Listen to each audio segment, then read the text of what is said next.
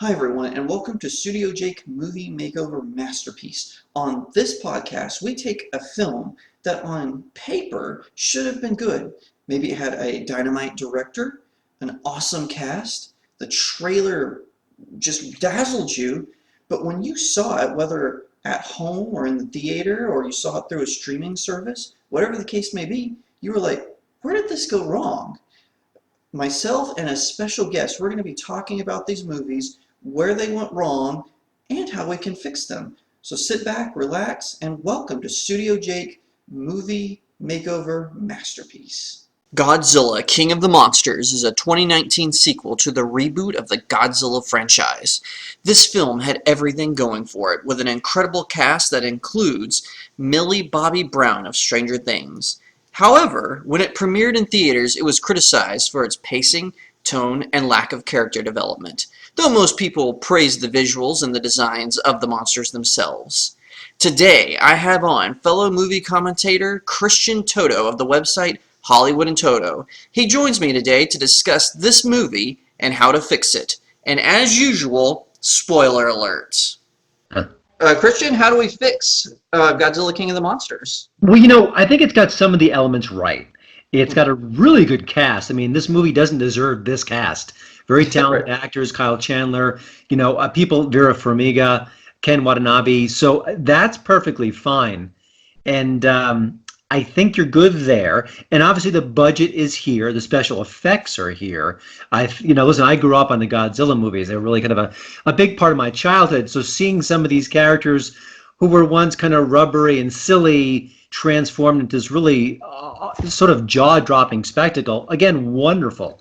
I just think when you put so many resources into the special effects and the cast, it's the story. You've got to either dumb it down and make it very simple, or if you're going to go more sophisticated, you've got to really think it out. To me, that's partly why the movie just doesn't work for me. I kept getting stopped cold by the story, the inconsistencies, the fact that I didn't care enough about the characters, the family drama. I'm like, guys, if you just make it simple, monsters fight, and then just kind of, connect A to B to C, you're good. But I don't think they made that with this film. And I did say this in my review, one of the problems I had with it was it did feel like stuff happened that was very convenient. And it was like the characters, anytime they hit a snag, there would be like a really easy fix for it. And because I really think they did that for the sake of having Godzilla and Rodan and Mothra and Ghidorah. They wanted to give them more screen time, as it were. So they didn't want to waste quote time on that. Did you feel the same way? Because, like, for instance, when Godzilla is missing, and they just have this method of finding him, and they just happen to find him in this lost temple with all the history of Godzilla that's been hidden for all the dawn of time, or at least humans' dawn of time. I will admit that kind of, I was like, oh, this is a little convenient here. What do you think about that? About that observation? I completely agree. Here's the thing. When I watch Fast and Furious 14, I don't care. I don't care how dumb it is. I don't care how ridiculous it is. I don't care if Vin Diesel shouldn't have walked away from that crash, but he did. Because it's Fast and Furious. The tone is very obvious. And that's the spirit. You're just having a good time. And you don't think things through. It's not what you're there for. But I think the way they're approaching Godzilla right now is it's very serious, very somber. You got good actors involved. And it's got all this gravitas, but it doesn't have the intelligence to carry it out. So I think that's why there's a disconnect there. That's why you're bugged by those sequences, because it doesn't click.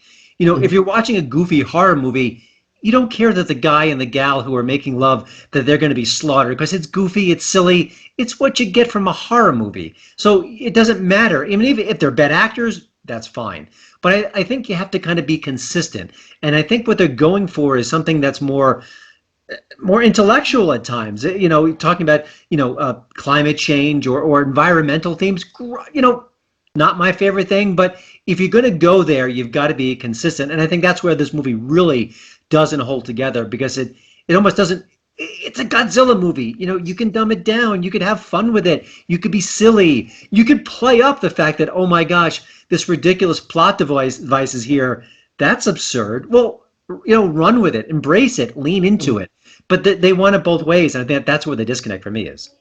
And I don't feel this way initially, but I've heard this complaint, and I understand it was they tried to introduce too many elements, but then at the same time not enough. So like I said, you've got Mothra, Rodan, and Ghidorah, but then the other creatures that come around, they're not actually part of the Godzilla franchise. They're all brand new monsters, and everyone was kind of like, well, where's the giant spider? Where's the giant turtle? Even the Godzilla animated series from the 2000s had the giant turtle, and so I'm wondering, do you think that was also a problem? And of course, they kept referring to Kong. I think we saw him on screen, someone else watching him on a screen like 4 times in the movie. Do you think that was part of the problem as well, or do you think, like you're saying, for the tone of it? I mean, after all, King of the Monsters, maybe it needed more monsters. What do you think?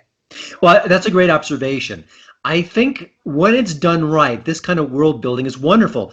Look at the Marvel movies, how they each fit together in very kind of coherent pieces. And it's amazing to look back and say, oh my gosh, Team Marvel was thinking this all through, was putting these pieces together, even with different directors and different heroes. It all kind of made sense. And then you look at Star Wars, the most recent films. None of it makes sense because it doesn't seem like there was a coherent strategy. So I think with King of the Monsters, it's, well, we want to introduce new characters, and we want this, and we want that. So I think they were thinking more cynically, more like, this is merchandise. Instead of, hey, this is a story, this should all kind of work together. Listen, I know it's all merchandise. I'm not dumb. And I get that. But I think when it's handled properly, it does both. It's toys, it's merchandise, and it's fun. And I think the Marvel movies were so good at that.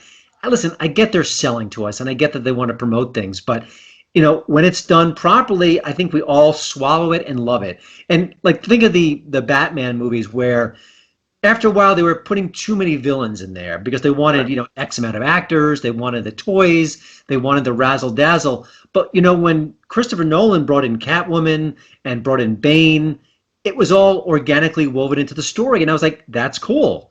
And yet when it's done wrong, it feels clunky, it feels obvious. So I think there's a balance between commerce and art, and when it's done well, it's wonderful. I think everyone wins. But I think this is a really good example where it doesn't work out well, where you can see the strings, you can see this is what they're thinking about, this is what they want to do, this is when they want to connect it together. Oh, we've got to flash King Kong on the screen to tie it all in. Well, that's great, but if it's not happening in a rhythm, in a sense, in a flow, I think you can sense it, and that was my reaction to it. Right, and kind of transitioning here, and I'm hoping I'm pronouncing. Correct me if I'm pronouncing his name incorrectly, but Michael Dougherty, the director. This was his 3rd film, and please note, I'm not in any way going to bash him. I think for what he had, he did what he could with it. But I still feel like part of a director's job is to kind of fill in some of those holes, like what we're talking about. Yeah. So, and even Andrew, our mutual friend Andrew Clavin always says this: the writer's only on set the first 10 days of shooting, right? And then he goes home, and then the actors and the directors, that's when they start doing their thing. And so I wonder if whenever he was brought the script, if maybe it didn't go through some of the transition that it went through, so it was more like the first or maybe the second draft script that got published, and it didn't go through like some of those fine tunings. What do you think? Well, I think with big budget movies, which this is absolutely a big budget movie, I don't think the script is given enough attention. And I think they've plucked some more obscure directors and give them big assignments, like the director who did Jurassic World, the reboot. His name is escaping me, but he was not someone with a long track record of these big movies. He just happened to work well with it. The people who did the Russo brothers, their track record was Community, and I think they did You, Me, and Dupree. No example where they could really handle a Marvel movie, but they plucked them out of obscurity. They did Captain America: Winter Soldier, and they were off to the races. So I think there are some directors who can kind of, get brought up to the big leagues and handle this kind of a project. I don't think this particular director was ready for it, but we'll see. It's a case by case basis. But yeah, you would think the director would be able to say, hey, guys and gals, we got to rethink this. But you also don't know how much pressure he was under, whether there was time to make those changes. Sometimes these things are like runaway trains where got to get it done, got to get the effects done. The release date is so and so. We've got no wiggle room. So I think there's so much that we as critics and observers we're not privy to. So I think that's part of it. But you're right. The director this is his vision. He should be in charge of it. He should have a better sense of what's going on. And I think it's a failure on his part, but I just don't know how much blame he should get.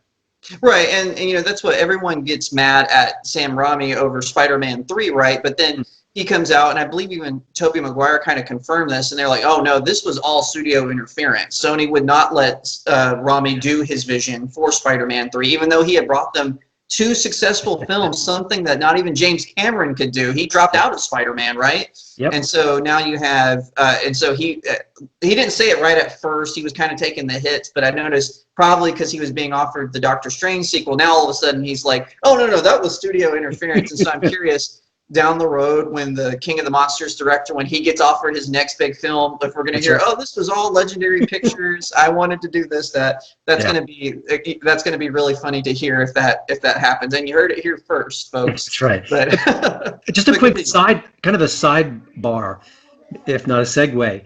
I think one of the reasons why we're getting so much great TV content and streaming content is that the Netflixes of the world and the HBOs generally say, okay, here's the story, here's your budget, go with it. And they don't get really heavily involved with the studio notes and you got to meet the 4 quadrants and all the pressure. And I think that a lot of storytellers now are saying, well, I could do the studio film and make a mint, but I can go to Netflix and tell my exact vision and they'll let me alone. And I think listen, you get disasters there too, but I think that the artists often respond to that and the content often speaks for itself. Yeah, that's true, and I agree with you because you have a movie like I, Mother, which I greatly enjoyed. I thought it was a decent film, and then you have a movie like Six Underground, which it goes like you said, it's either a film that you can enjoy or one that you're like, wow, I just wasted 2 hours on that, Yeah. But and going back to Godzilla King of the Monsters, was there? This is another kind of segue, but I'm curious, like as far as like monster design, and besides Godzilla, because we've seen him since 2014, but like what were some of your favorite monster designs, and what was one that you were like, I didn't really care for that one? I still have a problem with Godzilla. Oh, okay. Again, this is based on my old school love of the old, the old movies. Right. I think his head should be bigger. It's a minor quibble. I thought Ghidorah was just outrageously designed, beautiful. One of my problems with the movie was that a lot of it was in the rain, in the dark. It was sort of very atmospheric. And I'm thinking, this is 2019. We've got CGI that makes anything possible. Back in the day, you had to have low lighting and you had to have the clouds and the murkiness and the fog because the special effects were kind of bad. So they would kind of cover up all the if it was a fake monster, if it was practical effects. You needed those sort of tricks to kind of trick us. You don't have to do that now. You can do anything. So why not let us see these fights? And I felt there was a blurriness, a murkiness that didn't seem necessary. Again, that actually ties back to it's a Godzilla movie. Have fun with it. And I think Kong Skull Island did a better job of that. I think that was breezier. It was sillier at times, but I think they had more fun with the concept. And this was just much more sober. I don't think it matches. And my problem with Kong Skull Island was I felt like my critique of the 2014 Godzilla was they took too long to introduce Godzilla. He didn't really get introduced till the second act. And then my problem with Kong Skull Island was the opposite, was they introduced Kong right away, and you're like, oh, well, now there's no surprise. Yeah. And so, there was no big reveal. It's just like, oh, here's Kong, and he's king. And they said that about 100 times in the movie. That drove me nuts. Like, okay, we get it. You're not going to call him King Kong. Yeah. But no, I do see what you're saying with that. You were right. It was good. Especially with the creatures that were constantly attacking the crew, you could see them clearly, and they were terrifying and well designed. And I think Gosh, the Peter Jackson King Kong, it might be a decade or so old now. And you can see it if you watch it today. The CGI isn't as pristine as what we get now, but that movie had fights and battle sequences. Some of the sequences were actually beautiful when Kong is slipping in the ice. You can do so much with effects today. Yeah. And so there's no reason to kind of go through the sort of the smoke and mirror impact to have it look better because I don't, you can just bring it. Yeah, absolutely. And I want to segue because this is something that I think we both agree on was good in the film was the cast. Yeah. Was it did have a dynamite cast. And one of my things is I always say, would you change something? But I don't feel that anyone should have been changed. Like you said, it had, the story kind of got convoluted, but I really feel like they did have the right cast for this movie. What do you think? Yeah, and I think they approached the material as well as can be expected. They didn't kind of go, listen, it's a serious approach, so they didn't go campy. They didn't get too, down in the muck in the method. Yeah, I have no problem with that. Millie Bobby Brown, she's a very compelling young actress. I'll be very curious to see how her career evolves. I know Stranger Things is her calling card, but she's got a lot of potential. She's a lovely young woman. I just think that she's got a lot of good things ahead of her.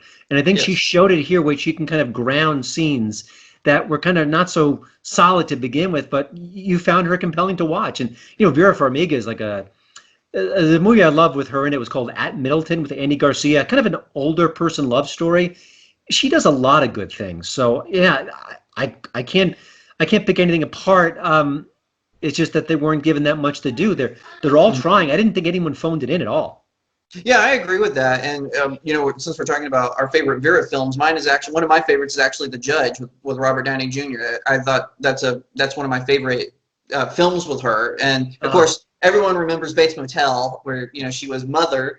Really great cast there in that TV series as well. But one of the things I did think was a little weird was his name escapes me, but the actor from the first one and Elizabeth Olsen played his wife. I can't think of his name. Was it Aaron? Not Aaron Johnson. Yes, Aaron Taylor Johnson. Okay. I did feel his absence from the film because he was just such a big part of the first film, and then he's not there. And I know for some of these, like they do this in Jurassic Park as well, and into Jurassic World, they just bring in a couple of characters for the sequel, and then bring in a whole new set of characters. They did it with Jurassic Park 3 as well. Yeah. And I really feel like. But for him, I really feel like he was such an important part of the first film. I think he should have been involved somehow, even if he was just kind of part of the team. Do you agree or disagree? I think there's nothing bad about doing that. You've got a sense of continuity. It gives the audience something to relate to. Listen, one of the reasons why we're living in this golden age of TV is that these shows, are season after season, episode after episode. You get to know the characters, you bond with the characters. Why not have these recurring characters? That it makes complete sense. Unless it's a budgetary thing, and this is a big budget feature, I can't imagine how expensive he would be to add to the the bottom line. So I completely agree. That kind of consistency matters, and it doesn't have to be every character. But if you're going to kind of wipe the slate clean and have new people all the time, I think it's a missed opportunity. And final question, and this goes on to the next phase is what do you think about Godzilla versus Kong? Do you have any predictions for that film? What do you think? How's it going to come off of King of the Monsters? Well, I think the focus is exactly where it should be. Monsters fighting. It's why we go see Godzilla movies. You want him to stomp on cities. You want him to hurt people. Maybe he has some heroic beats. And then you want it to be a big monster fight. That's why we're all there. So I like the focus. I will say, I think it's Adam Weingard. He's the director of the movie. It's got coming hopefully soon. Mm-hmm. I have not loved his previous films. He's definitely another guy who's worked on smaller budgets, so I'm kind of curious to see if he can kind of step up. So, I'm hoping it gets better. I hope the focus is on where it should be. I think Millie Bobby Brown does come back, so that we talked about that. That's a good sign. So we'll see. I hope it doesn't get bumped again like everyone's almost every other movie is right now. Right, and it's kind of funny because I every time I bring this up on Twitter, anytime there's a Godzilla versus Kong thing, I always say the movie can be as bad, and I'll name some movie that everyone hates, and like The Last Jedi, I think was the last time. I said it can be as bad as The Last Jedi, but if Godzilla beats Kong, I will give it a good review, and then like I'll tag Legendary and Warner Brothers and all the Uh-huh. principal companies just for fun because when I was a kid, I watched the old one and the Americanized cut though. So it was a reporter was narrating the film, Yeah. and I was so mad when Kong won because they had to give. I don't know if you've seen that film, but they had to give Kong a handicap because they know that logically he can't beat Godzilla. So they gave him this ability to control electricity, which is in none of the King Kong films. And so I got not even Son of Kong, which everyone hates. So I have fun. I have fun whining about that because I, like you said, I grew up being young. My parents were renting the old Godzilla movies, so I look forward to that. But yeah, I always joke about that. I'm like, I'll give it a good review if Godzilla wins. That's all I care about. Just want to see Godzilla win. A quick aside, Oh, I good. grew up with all those movies. I think a year ago, Destroy All Monsters was on one of the cable channels. Like, oh my gosh, I know it won't age well. I know it's goofy, but I remember the ending, the battle royale. I remember Mhm. it being so incredible. And even that let me down as an adult. So I thought the music was great. The score was actually excellent, but everything else was like, wow. I was a little boy. I was watching this. I was transfixed. But yeah, a podcaster calls it nostalgia busters when you watch the stuff you loved as a kid, and that one didn't hold up. So we'll see what they can do now. Yeah, it's true. One of my favorite films is Godzilla versus Mecha Ghidorah, Uh, which that one was one where these beings from the future went to the past to leave Ghidorah, so Ghidorah would be born on Earth instead of space. That's one of my favorite movies, and it has one of the best climactic battles. And that one, Godzilla is actually the villain, which mhm, was it was after the Shin era, I believe. So he had been kind of an anti-hero, but this one he was actually the bad guy. And yeah. so but then they had a worse bad guy in Ghidorah. So that one, but it's one of my favorite because they rebuild Ghidorah as Mecha Ghidorah, and it's just really awesome when Godzilla and him fight. But anyway, Christian, where can people find you? My website is hollywoodintoto.com, and on Twitter you can find me at hollywoodintoto. And of course, you can find me at my blog, jacobberry.blog. Be sure to like this video, share it out. You should be either watching on Facebook or YouTube, but share it out to all the other platforms. And also, you can head over to my blog where I reviewed King of the Monsters as well. Me and Christian had very different opinions about the film, but that's why we're talking about it today, Yep. because it's always fun. And with Godzilla versus Kong coming out, it's going to be a blast. Christian, thank you so much for coming on. I really appreciate it. Oh, my pleasure. Thanks for having me. And everyone else, thank you so much for watching. I'll see you next time right here on Studio Jake.